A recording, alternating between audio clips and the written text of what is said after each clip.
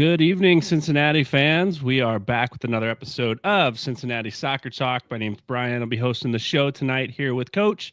And Justin Blair is back after a little bit of a hiatus.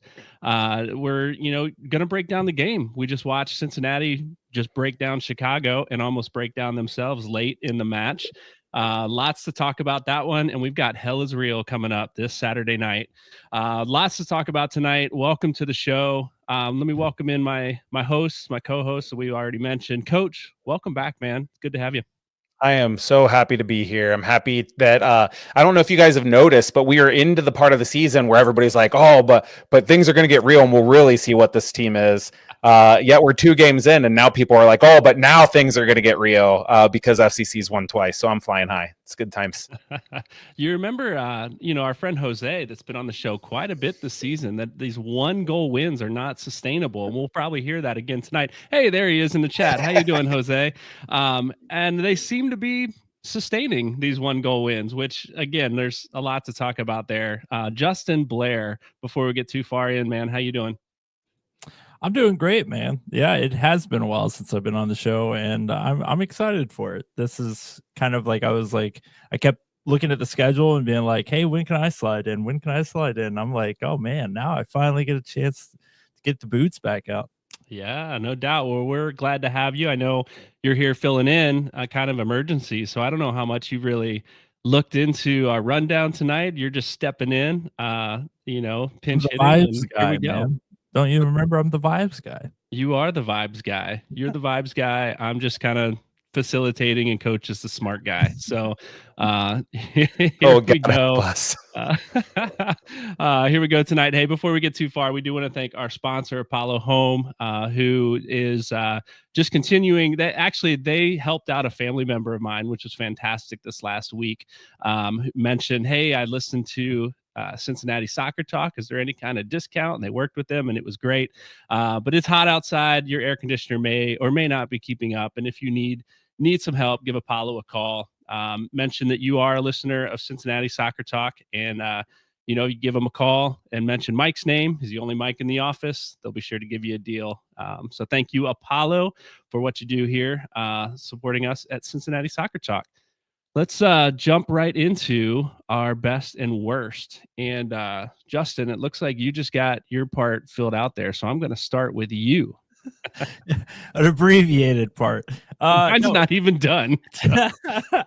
No, my best is definitely going to be King's Hammer FC. The ladies down there, they went up to Pittsburgh. They won their division, the Valley Division. Then they were able to go up and represent the Queen City up in Pittsburgh, which is always fun for anybody. And they got the win in the round of 16, but unfortunately fell short in the 88th minute to Aurora FC. And but they did us proud, man. And I thanks, Rupesh. I appreciate the Aurora FC winning is the other best for him. I just like we spoke about it a lot in the off season, but how awesome it would be to have a women's NWSL club here in town. But there are women's clubs in town, and they're really, really good. And it's really nice to see them going out and representing the city. They play just like the city, right? Physical, it's got that work pell kind of mentality, and I love watching King's Hammer play, and I can't wait to watch them play collegiately coming up. A lot of them play Xavier, UC. So worst was the heat. I went down to TQL Stadium for the Chicago Fire match. We sat like right in the sun. We had somebody that was kind enough to offer up their tickets for us. And man, oh man, like I sat in the concourse most of the time.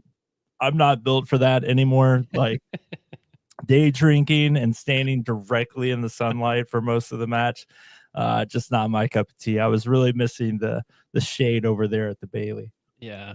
Neither was Dortmund's team when I was there a few weeks ago. Their whole bench was in the locker room the first half. So yeah, you get in the sun there at TQL, and there was no hydration breaks in that match either, which I know was a sticking point for Coach Noonan there after the game in his post-game press conference for sure. Yeah, the heat was awful, and both teams have to play in it. We'll talk about that, but it looked like Cincinnati may have been worse for the wear at the end of that game in that heat.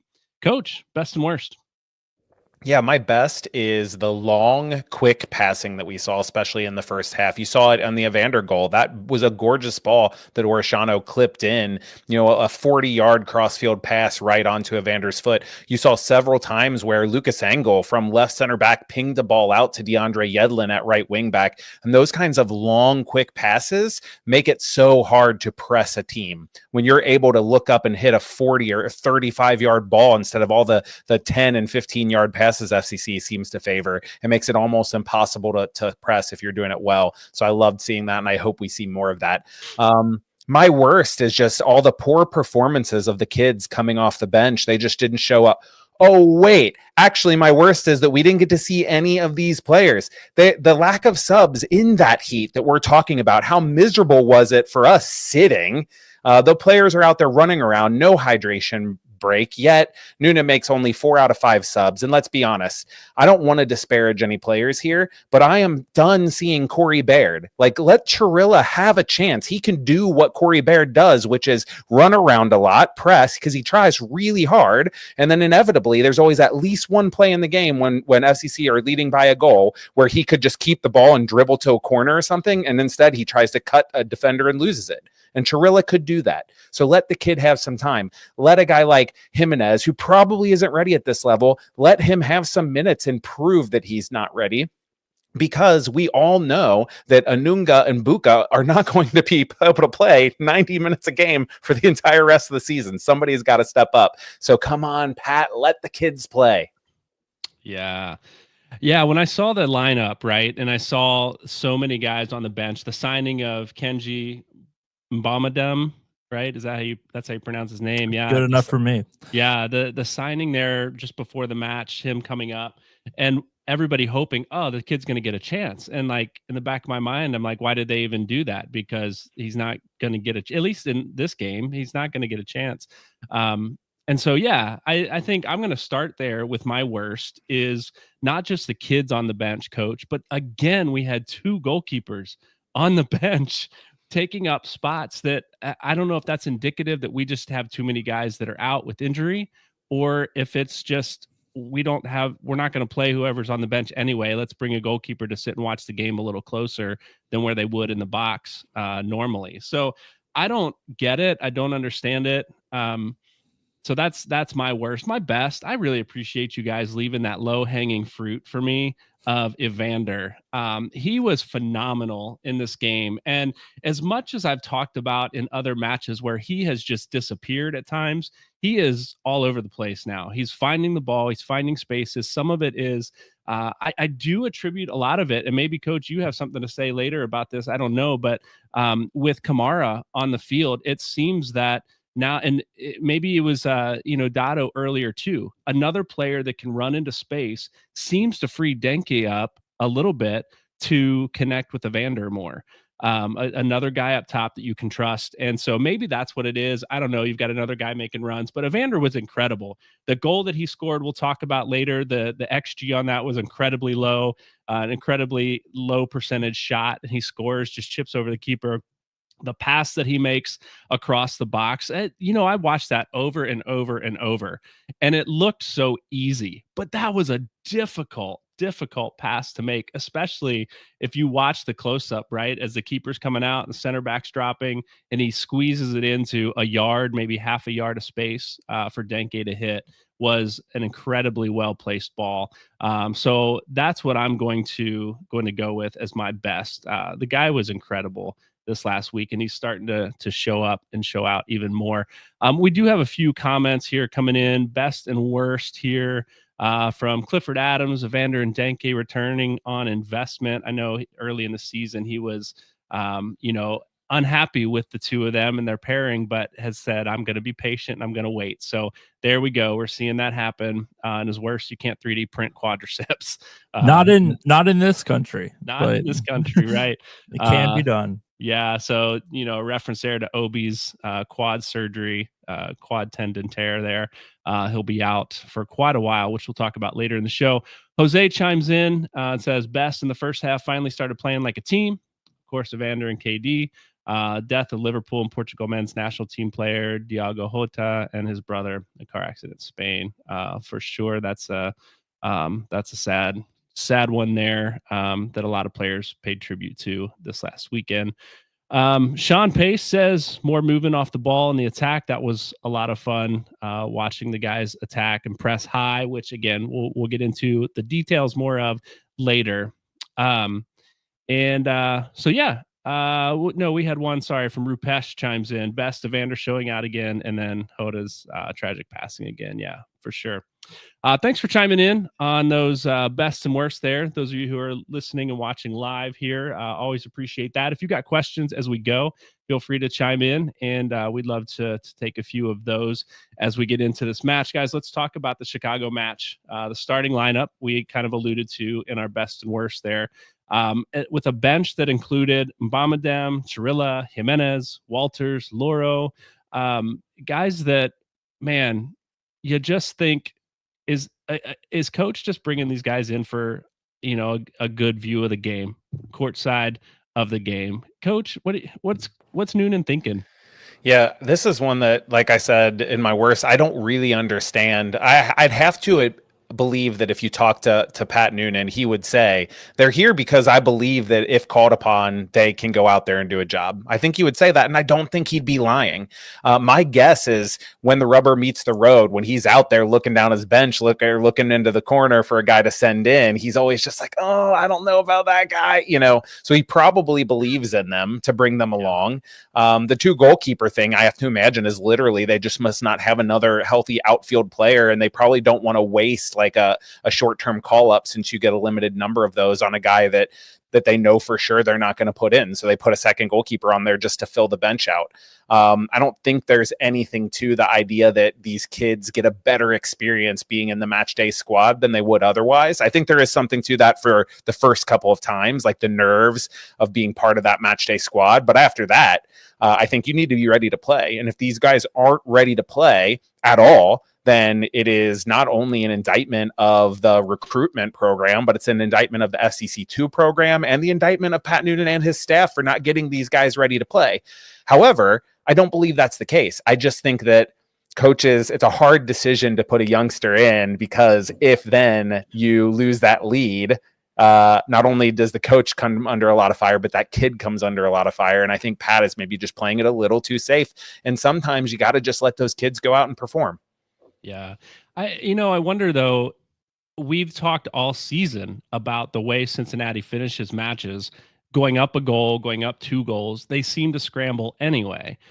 Maybe it's going to take someone that's going to do something a little different, that's going to try something a little different, maybe just has younger legs and can run a little bit more at the end of a match to change up the way we finish things, right?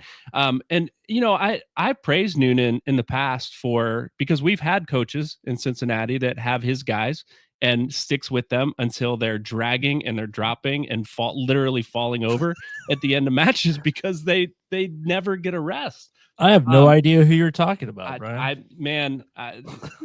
If you remember who I'm talking about, like drop it in the comments there and remind Justin at all.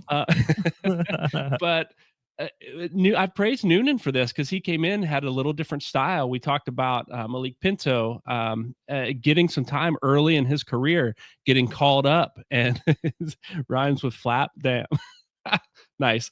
So Pinto getting time early in his career, early in the season, having to take some significant minutes at the end of games at the end of the season that were worthwhile because of the experience that he had early on. A couple other guys that Coach Noonan has done that with, and it seems like he's come away from that tactic. And now we're late in the season. We've got guys on the bench that have not had any significant minutes early on. I was hopeful with Stefan Chirilla early because he was getting a little time. He even got a start early in the season, and then he's disappeared. And hasn't had much experience. So maybe he's going to be working them in, and he knows we're going to need guys later in the season, or maybe we're just waiting it out until the summer transfer window opens and we can get some other players in here. Who knows? Go ahead, Justin. If I can chime in there, I think Wolford Nancy hit it on the head last year. If you remember, they had that goalkeeper debacle about how many eligible players they had and stuff like that. Obviously, that was a bad excuse. You're supposed to know how many you're at and stuff like that. But he does make a good point that, like, when you do all these short-term contracts and you kind of have to manage that, you really are limiting the opportunities for these young players. And maybe that helps out a little bit in the free agency pool and stuff like that. But like, there are players on the two team that I think would be nice to see in scenarios. Like, I'm thinking Pete Mangione. Like, I would love to see Pete get a chance at defensive midfielder. And then also Amir Daly. We all saw Amir Daly have a fantastic game in CCC, but how do you burn a short-term call-up on a player like that? Because I think Rupesh is right. I think Kinji is now, like, he had to sign with the first team because he had so many short-term call-ups. Yeah, Daly is one that we've talked about just a few weeks ago as one that could come in as a wing back if we needed him. But I don't know where they stand with those short-term contracts there. Maybe they can't bring him up again. I don't know. But let's beyond the young guys sitting on the bench watching the game, Cincinnati came out full throttle in the first 15 minutes of the game. They had high pressure. They were stealing balls. They were winning balls, intercepting passes. They were connecting passes a lot more than we've seen them recently. In the first half, especially the first half of the first half, they were incredible and looked unstoppable. They didn't put any goals in, I don't believe, in those first 15 minutes. Those came a little bit later in the half. But they put the pressure on Chicago early on and kind of said, this is the game that we're going to play. I think it was a good start for them. Coach? Yeah, and it wasn't even just the chances they were creating. There were a couple times when they tried to play Kai Kamara in off the back shoulder where he was a step offside, and those things matter to a defense. If you're taking a deep breath like, oh, he was off, but he wasn't way off, you're starting to drop a little quicker, turn your hips a little earlier, which then gives guys underneath a little more time to play. And I think it might have been the best start to a match we've seen this year, just in terms of overall intensity, the way they were zipping those passes around, and kind of stringing things together outside of, like you said, that they didn't actually get a goal in that first quarter hour. Yeah, seeing Kamara slide a pass in to Denke that was a little bit heavy, a little bit too far, seeing Evander slide one in that caught Denke a little offsides. He started his run a little early, tried to hold it up. But now there's two guys serving balls in like this. Not that others haven't and couldn't, but Denke looks like he's in his sweet spot now, getting fed balls that he can easily turn one time and hit it, run past the defender on the back line, and he's got other guys running off of him now. He looked really good, and he looked really hungry early on in the match. Justin, what are your thoughts on Denke's play early on? Yeah, I think it was clinical. I mean, Denke he's proving his worth. Like, he's finding that rhythm, that space. But I think I'm going to highlight exactly what you just said. I think Kamara begs the defense to consider him in ways that Sergio Santos, all due respect, does not, right? And Corey Baird. So Kamara so far has already proven his worth because he's got that respect from defensive back lines as being a player that's kind of a mismatch no matter whoever is guarding him.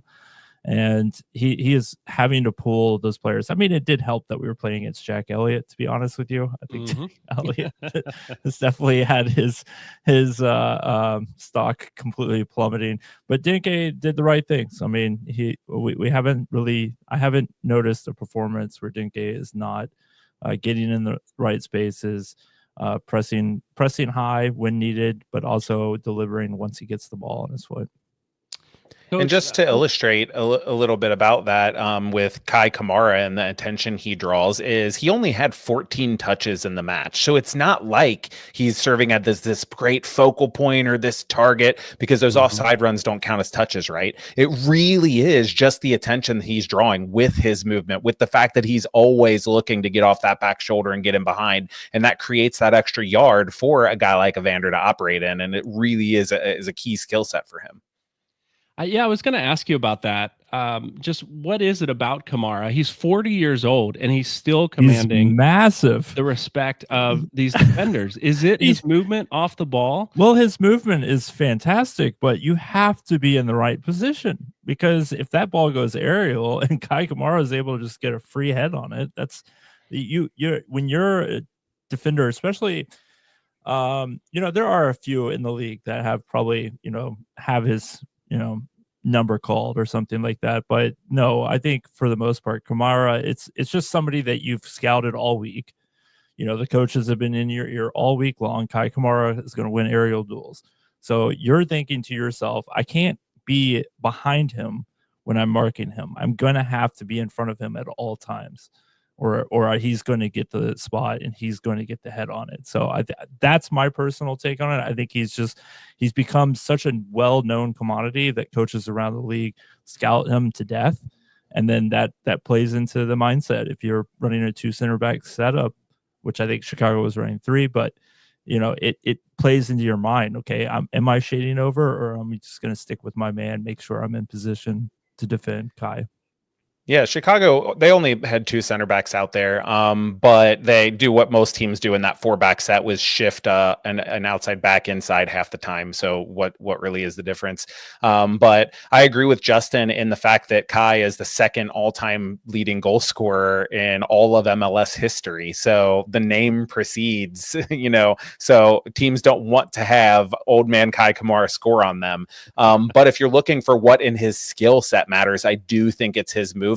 If you want to ever train a big target forward to how to do something other than just stand by a center back and ask for the ball at his feet, have them watch Kai Kamara, the way he moves in and out of space. Brian, you talked about him threading balls through to Kevin Denke. It's not because he's some brilliant 9.5, almost a 10 playmaker. It's because his movement's so good that they are so worried about him running off their back shoulder that then when he checks to the ball, he has an extra yard and a half of space to turn, and then he has the space to make that pass. He's just really, really adept at reading the game, getting the center back to move their hips before he makes the run. Every time, it's never a direct run. It's a little movement to get the center back to shift, and then he goes. It's similar to guys that are really good at taking people on 1v1, and you see them move that ball a tiny bit to get the defender to rock onto their heels or something, and then they go. It's like that kind of thing, but it's off the ball. It's really, really lovely to watch.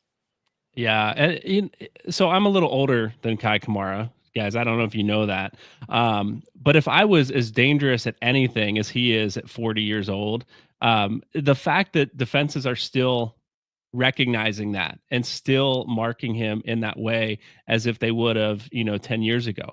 He's one of the leading scorers because of his longevity in the league too. Like, the guy just doesn't quit.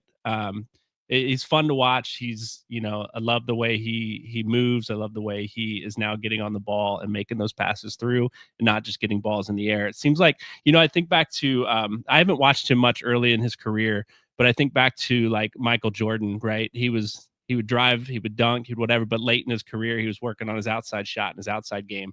And it seems that Kamara is doing some of that and adding a bit to his game besides just the aerial battles that he can win.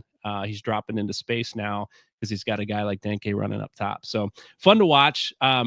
Most definitely. We get into, we score the goal. Evander seems like a free run. Like, hey, there's the best guy on the field and he's got the ball. Let's see what he does.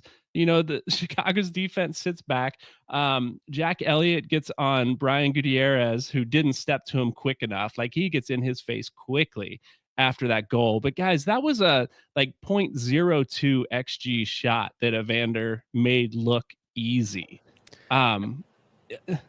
I will say major shout out to DeAndre Yedlin on that, because that dude booked it to get forward and support, which is the reason why Gutman had to drop off. And that's why Gutierrez was late shifting over, because he was expecting Gutman to be able to step up and pick up Evander. So DeAndre Yedlin's run was really key. Although, like you said, Brian, really, really the key to this goal is just Evander does things other guys can't do. He needs his own XG chart where that shot for Evander, especially with where the defense was probably like a 0.6 or a 0.7 XG. Like, just give him a PK at that point, like a wide open field with just the goalkeeper to look at.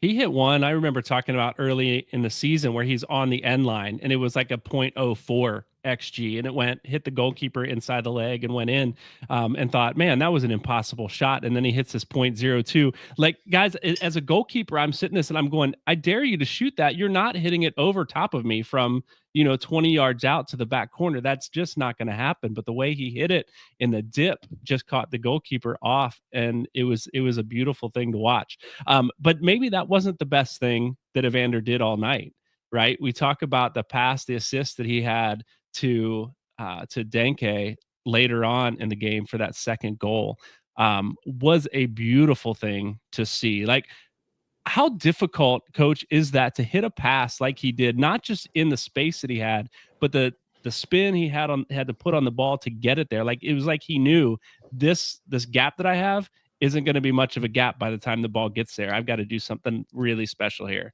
Yeah, ask DeAndre Yedlin and Lucas Engel how difficult that is, because they've been trying it, I think, their whole careers and have yet to do it. Yeah, if you actually go and watch the space that Evander had to curl that ball through, it's like skills competition stuff. It's like somebody put a hula hoop out there and said, bend this ball through this hula hoop and onto the striker's foot, with the goalkeeper coming out, the other defender dropping. And let's not forget that whole sequence was started because Evander high pressed off a throw in and won the ball back, and then played a 1-2 with Kai Kamara because Kai was able to drop into space, and then they were off and running. And then let's not take anything from the finish on Kevin Denke, because if you watch that finish, having to let that ball come across your body with the goalkeeper closing and the center back closing, I would say any other striker on FC Cincinnati's team, including Kai, tries to step and hit that with their right foot and has that ball either saved or maybe it like deflects and still goes in the goal. But Denke is just so smooth, lets that ball roll across and then just puts it where nobody can get it. And it's really just top to bottom. That goal was excellent. Yeah, I will say, I think goalkeepers should have had that ball. He came out and he stopped and went, oh, what's he going to do? Is he going to shoot it at me? Like, you go for that ball. If you come out, it's all or nothing at that point. If it gets by you, it gets by you. Do not stop and watch the ball go by. So anyway, maybe he could have gotten it, maybe not. But another goalkeeper that did make a play that was pretty phenomenal was Roman Celentano, who we had on the show last week. Great guest. If you missed it, check out our show from last week. It was a lot of fun having him on. But the save he made on Kuipers was, man, I was eating it up. Like, his hesitation, he waited, and then the last second went for the ball, knocked it away. And not only did he knock it away, he flipped around and took it with his foot away from Kuipers, so Kuipers couldn't get a second shot on that. Something fantastic on that save. But it was a save he maybe not have needed to make had our defenders been playing in the right position. Coach, you were talking a little bit about this earlier before the show. Break down that play for us, how Kuipers got the ball and then got that shot off. Yeah, so first of all, it was a quick free kick that Jonathan Bama gets fouled by Anunga, I think, and then he sets the ball and plays right away. And because they played quick and nobody on FC Cincinnati was aware to do that thing that everybody does you're not supposed to be allowed to do, where you just don't let them take the quick free kick, the midfielder there, I think Gutierrez, had time to just look up and hit a perfect ball over the top to Kuipers. And if you watch Matt Miazga's positioning there, he was too far to the middle because he was not ready for that free kick. He didn't adjust his body right away, so he was looking the wrong direction. He was facing the run of Kuipers, which means the ball was going over his back shoulder while Kuipers was running in front of him, and from there was no way he could turn his hips and recover. And the reason why that stood out to me was not, oh, Matt was in the wrong position and look how slow he looked. It was that was kind of really the only foot he put wrong all game for me. I thought he was pretty excellent other than that, and you love it when your goalkeeper bails you out when you make your one mistake, and Roman was awesome in that play. The way he could have given up a penalty, he could have earned himself a red card. So many things could have gone wrong there, but he stayed big.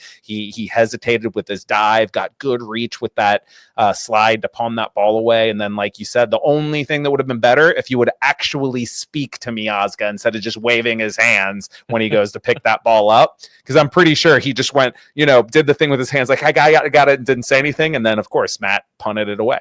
I don't know, man. I gotta believe Roman yelled something to him, and Miazga's just getting the ball out because that's your instinct, right? As a center back, the only thing between the ball and the goal at that point is you, and I gotta think that was instinct. Although the nightmare that flashed in my head is Celentano's waving his hands. Miazga mishits it a little bit, flips off Celentano and goes in the goal. Like that's worst case scenario. That's Don't going put that on us. Don't put that on us. Come on, Brian. It didn't happen. But that's Brian, what's going through my head in that moment. Brian, you told the listeners to go back and listen to the Roman interview. You need to go back and listen to the Roman interview because I would have thought he was yelling too. But he basically told us like, "Nah, guys, I don't really say a whole lot. I use a lot of hand motions because it's so loud." Isn't that basically what he said? He did say that a little bit, but it's quiet in New York. He didn't say that about Cincinnati, right? It's loud in Cincinnati. It's quiet in New York. You're right. I had that backwards there. But so Matt, let's talk about Matt for a second. Matt is looking a little bit more like himself, at least in my eyes, is not just his play, but his antics on the field. Like early on, he's in Jack Elliott's face, and I think he's the one that helped Evander like open that space for Evander to score the goal last week, that free kick, because he's causing chaos on the far side. This last week, he's in Jack Elliott's face. He's getting, he's just getting under guys' skin, and that's the Matt Miazga we all know. Love it or hate it, that's the Matt Miazga we know. And I think Matt seems like he's a little bit more confident, more like he's himself. Like I can back this up now because I'm feeling 100% again. I don't know what he's been feeling, but it seems that Matt Miazga is back to Matt Miazga. It's kind of a question of the chicken or the egg, isn't it? Like, is Matt Miazga feeling better, so he's getting a little bit more chippier, or he's getting more chippier, and so now he's feeling better. He's getting into it. Because I think Matt just, I mean, one, when you bounce around from club to club as much as Matt did, right? You have to have some motivation, right? You're in a club for a year or two. Like, you're not getting invested in the club and all that. You have to have that personal motivation. I think Matt has oodles and oodles of confidence in himself. Mm-hmm. And it is great to see, right? I've loved last week. I'm trying to think of the midfielder's name that he was all over in that Orlando match. That was fun. But yeah, him getting in Jack Elliott's face. I mean, they got personal beef between the two of them, right? Mm-hmm.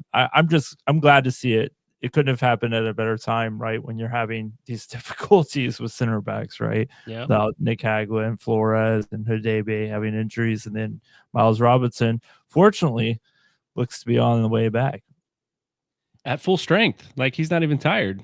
Yes. Unfortunately for him, right? And this is, let's be honest, like, this is a part of the season Matt Miazga didn't get to play last year. He didn't get to play down the stretch, and I think he's hungry and wants it. So I think he's going to be all out from now till the end. I do want to move into some tactics talk here, but Jose actually is a good segue. This is what I was going to talk about. A couple guys that I think deserve a couple good shouts here is Alvis Powell stepping in as a right center back at a time when we desperately need someone. He played an incredible match. And then Brian Anunga stepping in for Obi, who's going to be out for a while, apparently, with his quad surgery. Some say maybe by the playoffs, but why risk it? So he's probably out for the end of the season. So those two guys I thought played pretty well in this match, and we're going to have to depend on them a little bit more. Any thoughts on Powell's play or Brian Anunga's play? I was going to say that Powell, obviously Evander gets the man of the match, but Powell and Roman definitely would be in that second category for me. And that's just the eye test. I mean, I don't know what the stats are, but the pace is still there amazingly with Powell. His ability to recover defensively is just like impressive. And for a guy who's just been kind of pushed aside, and like, it is what it is, right? Like, he's not utilized as much as he has been with this club. And for him to come in, just, you can rely on that guy to turn it on like a switch and play it out of his position and play that well when you're playing against a playoff team in Chicago. So hats off to Powell. And Alvis Powell was not just good defensively. He was really good defensively, I thought. But he was also pretty great on the ball. You know who led the team and completed long passes? Alvis Powell with 12 long passes completed. And you would never have thought that if you've seen him play, right? Number 2 on the team had 8, right? Had only 3/4 of what Powell had. So I think like he had so many line splitting passes, progressive passes, little movements where he was able to get out of pressure by beating the first guy who's going to put pressure on the ball and then passing the ball forward. I was really impressed with his game. With him, you're always wondering when the other shoe is going to drop. Like, when is he going to make a mistake where he like fouls a guy and then chucks him into the advertising boards and gets a red card or something, or has an own goal, because he just seems like unlucky that way, I guess. But you got to think that Pat Noonan feels really good having a veteran like Alvis Powell that puts in a shift like that to be able to spot start and come in these moments. Yeah, he played really solid. He's a guy we're actually trying to get here on the show. We'd love to get him on to talk a little bit about his time with Cincinnati and get to know Alvis a little bit. So hopefully he's a great dude. That's going to be a fantastic interview. Yeah, hopefully we can get in touch with him here soon to get him on. And Anunga, Cliff says he's played solid since the Philly game. We didn't really know how good Philly was going to be. So I do think he's doing a good job there. Maybe we'll talk a little bit more about that in the weeks to come, because we'll be seeing plenty of Brian Anunga. I want to talk about that now.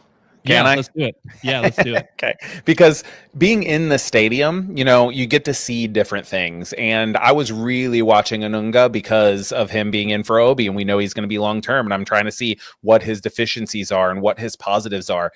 The thing that I noticed that I really liked about him is how many times he looked over his shoulder and made a quick 2-yard dart, just like 2 quick steps to get in the passing lane of a forward or of an attacking mid. So those are things that are never going to show up in the stats. But watch him how many times he adjusts his position as he approaches the pressure to pressure the ball to also block the passing lane. It is a veteran move, and it made me have a lot more respect for him, even though he still has his deficiencies too. That's what we can talk about another week. All right. Yeah, let's hold that thought, because I think I'll be watching that now that you mention it. And then you can't see all that right on TV, because you see where the ball's at. You don't always see the off the ball movement. So it'll be interesting to see how that plays out with Anunga getting more and more time in these next coming games. Hey, let's thank our sponsor, Beyond Exercise, before we get into a little bit of tactical talk here. Beyond Exercise is a local physical therapy and fitness business that helps people stay active and injury-free. In fact, they've helped some of our local MLS Next Pro, and FCC Academy players with their health and performance needs. Check out their suite of services at gobeyondexercise.com. Coach, as we get into this tactics talk, right? The thing that I watch, like I get into stats a little bit after games, but it's a lot of it for me is eye test, right? And then do the stats back it up, that sort of thing. Cincinnati, we joked earlier in this show, we've talked in past shows over and over about their lack of killer instinct, Jose calls it. But the way that they seem to shift in their play style in the second half and just hold on for dear life. And so I'm wondering if I can't see an adjustment that Noonan is making. It's not a formation thing. It's not, a substitution thing. Maybe it's guys getting tired legs and not subbing at the right times. Like, I don't know, but I'm just curious. Are you seeing an adjustment that Cincinnati's making that games play out this way, or an adjustment that maybe they should be making to avoid this? Or do the stats not pan out that way? Yeah, I do the same thing. I usually watch for something and I see something that I think I'm noticing, and then I go and check the stats to see if that bears out. And so I thought I had this figured out. First thing that I thought is it seems pretty obvious that FC Cincinnati just play a little tighter and that they don't try the same things. I talked about all those quick long passes to start the game. I thought certainly just in the second half they didn't do that. But I went back, the stats don't bear it out. So I went back and watched, and actually they are trying those same passes. They just aren't coming off. You see, I talked about Lucas Engel picking out DeAndre Yedlin on those cross-field balls. He tried it twice in the second half that he just mishit it. And one, DeAndre was able to recover it, but he was so far towards the touchline, he tried to pass it up the line, and it went out of bounds. And the other one, he just missed him entirely. So they're trying the same things. They aren't just coming off. So I thought, well, then certainly it must just be defensive pressure, right? So I went back and I looked. I'm like, yeah, it seems like maybe they're sitting off a bit more. But you look and all the stats are virtually identical first to second half. In terms of number of interceptions, tackles attempted, and in the attacking third, all of those things. Now I will say that Chicago cleared the ball, just hoofed it long 15 times in the match, and 11 of those were in the first half. So I do think there's something to more effective pressure being in the first half, which leads me to believe that there are some tired legs out there. And from there, I started really thinking, okay, well, if you have guys like Angle that are hitting these beautiful passes and then all of a sudden they're not, it could be one of two things. Either they're starting to play a little tighter because they're worried about giving the lead away, so they don't do things so smoothly because they're overthinking it. Or it could be tired legs, like basketball players don't hit the free throws the same rate down the stretch as they do when they're fresh because their legs are a little tired. And it's the same for hitting a 60-yard cross-field pass, right? You don't hit it quite the same. And it's impossible to really know what that is. But I will say this, in terms of all the consternation of, they're sitting back, they're just letting Chicago just pound them. In the first half, Chicago had 7 shots for 0.34 XG. In the second half, they had 8 shots for 0.46. So a little bit more, but not a lot. And then you go and look and you say over half of that 0.46 XG came off of the one goal. And what happened in the one goal? It wasn't FCC sitting back and trying to absorb pressure. It was a long ball out to Kai Kamara, who's a very good hold-up player who doesn't hold the ball up. And then it's Luca Orishano trying to move up to support him. All of a sudden, the ball's going the other way. And then it's Luca Orishano just taking a nice leisurely jog back, never bothering to try to hustle to get back on Zinkernagel. And so then they have more than half of that 0.46 XG on just that one shot, which was the goal. And I'm not blaming necessarily Luca because he looked spent before that. Remember, he tried to hit that half-field shot that he didn't get even close to enough, and he turned and motioned to the bench to his hamstring, and they threw a energy gel at him and tough it out, kid, And then he gets replaced 7 or 8 minutes later. And that leads me back to my very first opening comment about the kids. And I'm like, Brad Smith should have been in that match a lot longer. The guy was at the match with my buddy, Jeff. We were talking. We were like, get Luca out of there way before the goal. And then after the goal happened, Orishano stayed out there for even a little bit longer. So I don't know whether Pat is too slow to make changes. I don't know if he's trying to play these guys into fitness, thinking we can give up a goal here, and it's more valuable to get Orishano playing a little bit longer each match for the playoffs when he might need to go extra minutes and things. I don't know what he is thinking, but I do think that, as lame as it sounds, a lot of this can be put down to a few key players tiring a little bit and not putting in the exact same shift that they were in the first half. Yeah. Orishano was asking for a sub a couple times. You referenced the one time, right? And I was like, get him out of there. He just can't, he's not keeping up. He's not getting back. Even his attacking runs seemed a little bit slower. He's gone a full 90, but not in the heat, I guess, that he was feeling, right? And I will say this, we made it 42 minutes into this show before anybody said the word Zinkernagel. That was the I wasn't trying that one. that was the most said word on the broadcast the other night. And I turned to my son and I said, it sounds like something out of the BFG. You remember that book when you were a kid, the BFG? That's what it sounded like. And we made it 42 minutes before mentioning it. So thank you, Coach, for bringing that up. The guy was all over the place. He controlled the ball well for Chicago. He was hard for Cincinnati's back line to handle. Kuipers played a good game. He was getting frustrated too. And so the fact that our patchwork, I don't even know if we can call it that anymore, back line kept those two who I thought played pretty good games out of the net as long as they did, I think is something to say for what we have in depth, at least on across that back line. Yeah, we want to complain sometimes that we gave up a goal to Chicago when we should have just put them away and all of that. But then you go back, and I think the stat is in the previous 4 games, Chicago had scored 11 goals. This is a really good offensive team. Mm-hmm. If anything, you should say, well, we should have scored 3 on Chicago because they don't have a great defense, right? The fact to hold Chicago to 1 goal to 0.6 XG, non-penalty XG, is a really good performance, especially with Alvis Powell and Lucas Angle as center backs and Luca Orishano as a wing back. I mean, that is patchwork. Yeah. Justin, I know Coach talking free throws at the end of a game. You seem to light up like we were talking your language here a little bit. Oh yeah, You're basketball. you're a basketball kid, right? Growing up, but Cincinnati's not your native home. No, So my question for you then is, those of us from Cincinnati, love to find things to complain about, right? And so yes, we talk about our sports teams. We talk about our sports teams who are number one in the Supporter Shield race, number one in the Eastern Conference, and we're complaining about winning games by 1 goal and giving up goals late in the game. But our team is sitting at the top, right? How does it feel? Like, I know you're a Cincinnati transplant, but have you like rolled into the Cincinnati way of life? Like, I'm just going to complain even when things are great, or no, okay, you can see through no. the Yes, trees and say like, I this res- is good, this is good. I respect it. Like I respect the fact that there's that continuous push to greatness, right? The knowledge, the ball knowledge for Cincinnati fans is super impressive. You just take 10 minutes and go to a different channel and talk in a different chat. Well, maybe not Cliff, but well, I go into another channel and read the comments, and they're working out like offsides calls and stuff like that. So the ball knowledge from your average FC Cincinnati fan is fantastic.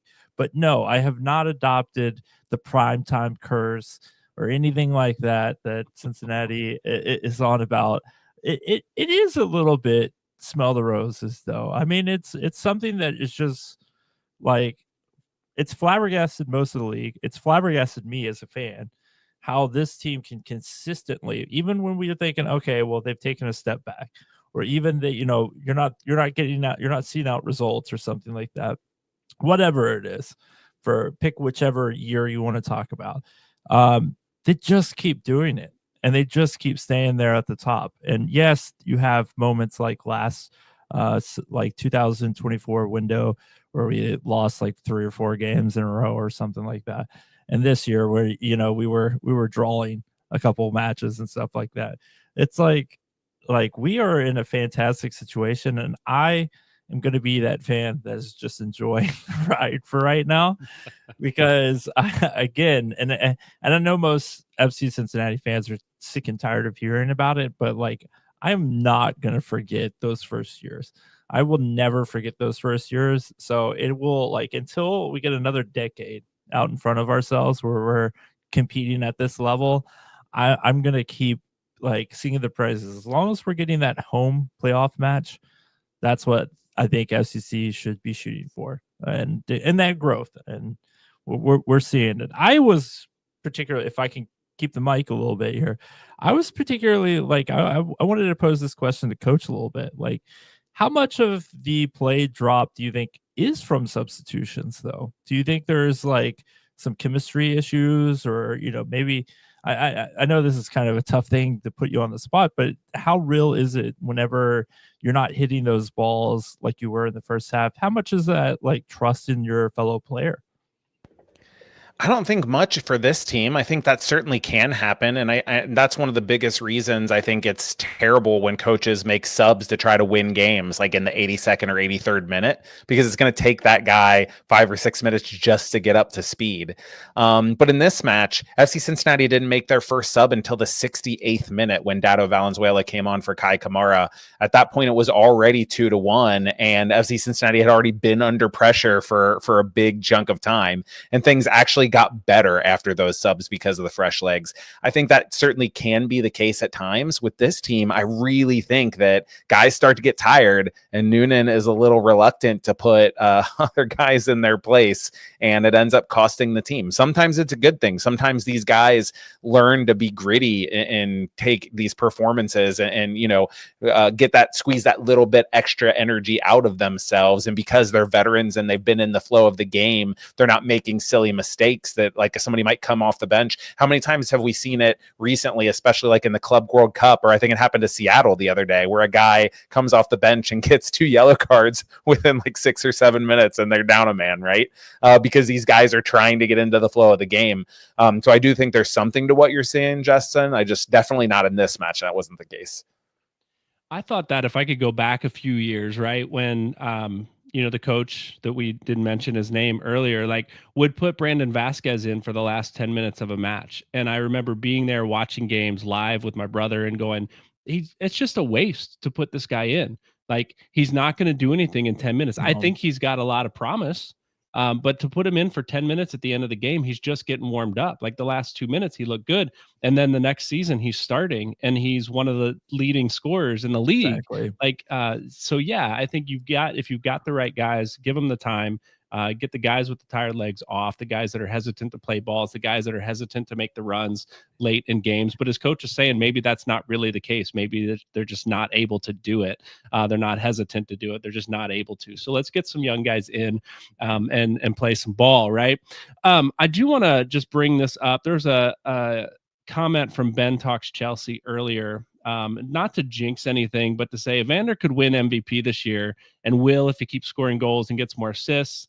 And then he goes on to talk about Messi probably getting it anyway. But I just want to remind you guys, like I do sometimes here on the show, like Dado Valenzuela, I said might be his breakout season. I also said in my, pre-season prediction that Cincinnati could end up with another MVP this season and their first Golden Boot winner. And we've got two guys that are chasing those titles right now that, as Cliff reminds us, are, just a couple goals back, two of them, just a couple goals back from the Golden Boot race here. So we'll see what happens. Those guys have been battling it out a little bit. I think there's some fun, friendly competition between them. I hope there is, because I think we'll see more goals between the two of them. The fellow down in Nashville has the Golden Boot right now, right? Surge, yeah. He's leading by a few goals. Yep, for sure. Yeah, I will also say in terms of those guys battling it out, there was a comment a little bit earlier I'm going to throw up on the screen here about the joy for some of those goal celebrations, and it was awesome. I think those guys do have a healthy competition. They're professionals, so they should. But I also think that was a moment, like the sheer joy they had for each other for both goals was really good to see, and you start to hope that maybe this team is coalescing a little bit. And if nothing else, can we at least just put to rest Kevin Denke and Evander don't play well together? Can we put that to bed finally? I'll put my tinfoil hat down. I will openly admit that I was skeptical at first, but I think that's why we didn't let you back on the show for a while. That's probably why. And my Dado Valenzuela USL championship take. That's probably. Oh yeah, you're not doing well. I forgot those were your ice cold takes, but that is true. Those were both Brian and I called you out just now unintentionally. Oh yeah, 5-week ban for mentioning Dado back in USL Championship now, Justin. I was just off the hook. Yeah. No, I do remember early in the season questioning, Evander didn't even go over and celebrate with Denke when he scored the goal. He looked frustrated that he didn't let the ball through. And now seeing the two of them celebrate together with the smile, with the fun, something's changed and it's fun to watch. So we haven't even yet we've talked a lot about this past game in Chicago. We've got a big game coming up here this weekend. Hell is real. Who is it? Yeah, just like the coach, I don't remember his name, Justin. Whatever. The team up north in Columbus. We got a big game this weekend, and these are two solid teams, right? Columbus has had a player out on the pitch for the U.S. men's national team, and Cincinnati has had a guy coming in with fresh legs, as we joked about a little bit later or a little bit earlier in the show tonight. What are you guys seeing from Columbus? Any threat from Columbus like that we've seen in the past, or is Columbus coming in and this is a cakewalk for Cincinnati? It's a different team, but it is threatening. Diego Rossi and Russell Rowe are they're special. Man. Yeah, I threw that out there to see the look coach gave me, just like he did. Yeah, it's definitely a team that's going to challenge Cincinnati. Yeah, there's no beer chugging or whatever liquid chugging after the game from any of those two, but those two guys are the real deal, and it's good. It's good to see, right? It's good to see your rival not just fall away in the shadows. Maybe let us win the MLS Cup though to kind of balance that out, but And Crew is not as good a team now as they were with Cucho. Let's be honest, they're not. But because Wilfred Nancy is so dogmatic with his coaching approach and the way he pushes numbers into the attack, they are always going to be dangerous because they have so many bodies forward that if you get one thing wrong, they're going to cut you open. So Matt Miazga is going to have to be on point. Anunga is going to have to be on point. They're not going to be able to take a play off. And if a guy like Luca Orshano is playing wingback, you better believe that Nancy will have a plan to attack in behind him constantly. So as long as FC Cincinnati stays focused, I think that this should be a game that they're able to also create chances because of those bodies forward, because of the amount of speed and precision they have on the break, as we saw twice in the Chicago match. But would I expect to keep Columbus off the board? No. I mean, FC Cincinnati hasn't had a lot of clean sheets anyway, and Columbus is really good attacking side. It's going to be an interesting tactical battle, and I'll be really interested to see how often Cincinnati tries to go route one and tries to catch them sleeping a little bit with long balls, because I think that might tell the story of the match. I'll take our attacking duo of Denke and Evander over theirs of Rossi and Russell Rowe any day. They are threatening, but the way that those two guys for Cincinnati are playing together now, whether you throw Dotto out there, whether you throw Kamara out there, and then maybe that's a question. Who do you see starting this match? Is it Kamara or is it Dotto up top? Dotto. I think Dotto starts the match to handle the pressing and the fanaticism. Let them wear out, and then you put in a guy like Kai Kamara, in my opinion.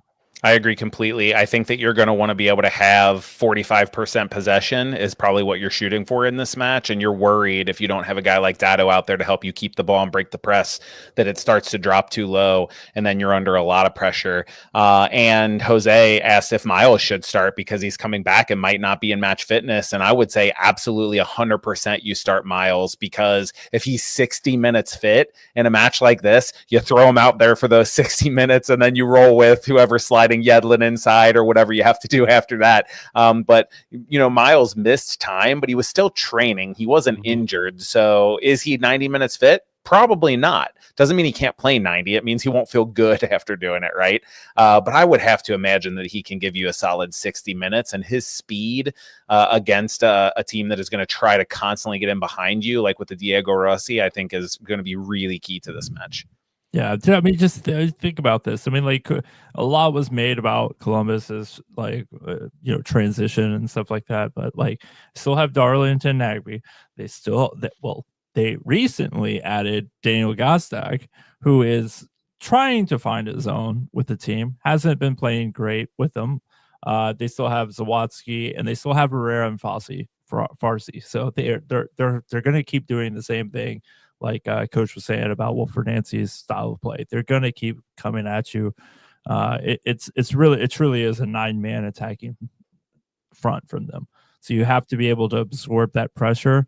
And for God's sakes, I hope that Miles is at least playing minutes in this match. Yeah, I think you start Miles, get him some time, get him some run out. And I don't think you lose bringing in Alvis Powell after 60 minutes. You don't lose speed, certainly. You've got a guy that can still chase. It's probably even faster now that can chase late in the game if he needs to. So I think you get Miles back out on the pitch, especially in a rivalry game like this. He's seen it. He's been there. He's played it. The one that scares me a little bit is the matchup that scares me always in this game is Farsi and, our left wing back, whoever happens to be over there. And lately it's been Orishano, right? Who plays high. Farsi likes to push forward, likes to get high. That's the one I'm watching this week in this matchup. So it's always a tough game. I joked about it earlier, right? It's always a tough game, as it should be. This rivalry is the best, one of the best, if not the best, in all of Major League Soccer. And so it's always a fun one to watch and get behind and root for your team. As crazy as the games can get, we're looking forward to this one coming up. I'm just like, the thing I'm looking forward to the most is seeing what kind of mind games Pat Noonan and Nancy are going to do with each other, because they do it every time. Like we all were like, oh, what happened to FC Cincinnati in that first match where everything just kind of fell apart? Like Pat really had Nancy in that first half, like completely dumbfounded him. Did not expect that style of play. And then Nancy was like, I'm going to double down, triple down on what we do and hope you can stop us. So that it's really fun to watch that little chess match. They have a lot of respect for each other. Nancy speaks the world of Pat Noonan. Noonan speaks the world of Nancy. It's a great rivalry. Wow. Good soccer coming up this weekend. Guys, as we wrap up the show, we didn't even get to touch U.S. men's national team, and maybe we don't even want to touch that one. So we're going to move on. We just want to say, if we appreciate you watching, we appreciate you listening. If you like what we do here, we'd invite you to check out our Patreon, CincinnatiSoccerTalk.com/support. And join us over there for additional content. Sometimes we will get on and just have a chat with our supporters midweek. And so love to hear your thoughts and get you in over there. $5 a month will get you into the Growler Cup here as we get into the last bit of the season. So check that out if you want in on that. Thanks for listening. Thanks for watching. As we wrap up the show, guys, let's get into our final thoughts here. Coach, I'll start with you. Yeah, my final thoughts is going to be just more of what I was talking about when I said we're into this stretch of the season where we talk about, are these 1-goal wins sustainable? And I said prior to the Orlando match, we're going to find out, because all of us would take 1-goal wins in any of these matches coming up. And I'm telling you, a team that is able to back themselves, double down, and eke out a 1-goal win, that is a team that can win knockout games in the playoffs. If you are reliant on either drawing or losing or winning by multiple goals, like that's not a team that you'd feel great about either. Would we feel better if we beat Orlando 3-0 and then lost to Chicago 2-1 or 2-0? I don't think so. You know who would have loved the 1-goal win last week? The Columbus Crew. They didn't get one. So but that's to say, this is going to be fun. It's fun. Win or lose or draw, these 1-goal games mean that FC Cincinnati is in everything. They're not getting blown out, and teams have to go and prove. It's not FC Cincinnati proving if they can win by more than one. It's, can their opponents prove that they can take a swing and actually make contact with the big fighter here? Can they get them down on the mat? Can they beat or tie FC Cincinnati, who is so good at holding on to those 1-goal leads? Yeah, that's good, Coach. I always appreciate your perspective. Thanks for being here tonight. Justin, final thoughts? Yeah, my final thought is that we give a shout out to Jeff Tebbets, the man who never takes a day off. Is going to be doing jersey swap this week. So if you guys are interested to get geared up for the Hell is Real matchup, he'll be having Chris Dorian, the radio voice of the Columbus Crew, on Jersey Swap. So you'll definitely want to check in on that one. That's going to be a great show. Very good. Justin, thanks. We joke, but it's always good to have you here on the show. And if we need to remove that 5-week ban, we can do that. If you want to be on, you're always welcome. My final thought, just to round out the show, just to, piggyback on what Coach was saying earlier, this is a stretch of games against some of the best teams in the league.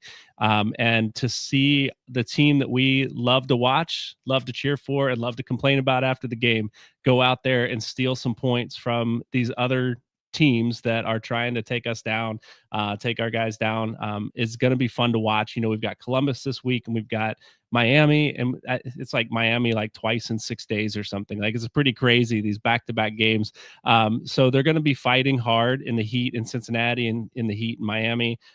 Maybe that's what Coach Noonan was doing this last week, getting the guys used to the heat, because they know they've got some hot ones coming up here in this next stretch of the game. This is a tough stretch for Cincinnati. It doesn't get easier as the season goes. We get close to the playoffs, but this stretch is probably the toughest stretch all season that we'll see the guys play. And we're dealing with some injuries and some guys that just recently went down, and maybe we'll start seeing some young guys out there. So looking forward to this match against Columbus and Hell is Real. I don't want to get too far ahead of ourselves talking Miami tonight. It's going to be a good one. We look forward to talking about it next week. Thanks for joining us here on Cincinnati Soccer Talk. We'll see you next Monday night.